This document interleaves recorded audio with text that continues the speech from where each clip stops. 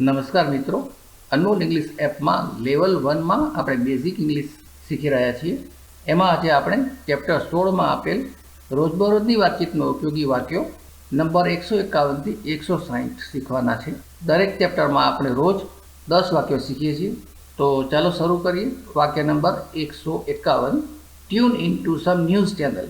કોઈ news channel ચાલુ કરો. ટ્યુન ઇન આપણે આગળ જોયેલું છે. ટ્યુન ઇન પછી કોઈ પણ ચેનલનું નામ હોય કે રેડિયો સ્ટેશનનું નામ હોય તો એ ચાલુ કરવાનો અર્થ થાય. Tune in to some news channel એટલે કોઈ ન્યૂઝ ચેનલ ચાલુ કરો. વાક્ય નંબર 152. Keep the TV switched on. ટીવીને ચાલુ રાખો, બંધ કરતા નહીં, ચાલુ જ રાખો. વાક્ય નંબર 153. Do not damage your eyes. તમારી આંખોને નુકસાન ના કરો. એટલે બહુ ટીવી કે બહુ મોબાઈલ જોયા ના કરો એ અર્થમાં છે કે સતત ટીવી કે મોબાઈલ જોઈને તમારી આંખોને નુકસાન ના કરો. Do not damage your eyes. તમારી આંખોને નુકસાન ના કરો. ડેમેજ એટલે નુકસાન, આઈઝ એટલે આંખો. વાક્ય number 154. Watching TV too much May damage your eyes. વધારે પડતું ટીવી જોવાથી તમારી આંખોને નુકસાન થઈ શકે. વોચ એટલે જોવું, નિરીક્ષણ કરવું કે ધ્યાનથી જોવું. સી એટલે ફક્ત જોવું ને વોચ એટલે ધ્યાનથી જોવું. WATCH watch.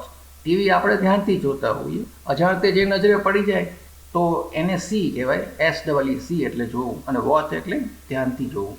ખાસ કરીને ટીવી કે ફિલ્મો કે જોવા માટે વોચ શબ્દ વપરાય. વોચ WATCH વોચ એટલે ઘડિયાળ પણ થાય અને એમાં પણ આ જ સ્પેલિંગ વપરાય છે. ટુ મચ એટલે બહુ વધારે. મચ એટલે વધારે અને ટુ મચ એટલે બહુ વધારે.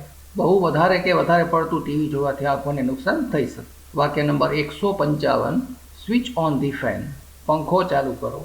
વાક્ય number 156. Switch off the fan. પંખો બંધ કરો.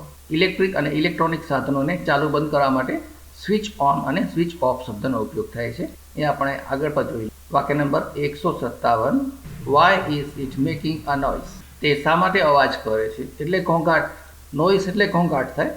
શા માટે અવાજ કરે છે કે ઘોંઘાટ કરે છે. કોઈ સાધન બગડ્યું હોય ને ઘોંઘાટ કરતું હોય એના માટે છે કે આમાં આવો અવાજ કેમ આવે છે, શા માટે આ ઘોંઘાટ કરે છે. વાક્ય નંબર 158. May be it is મેલફંક્શનિંગ.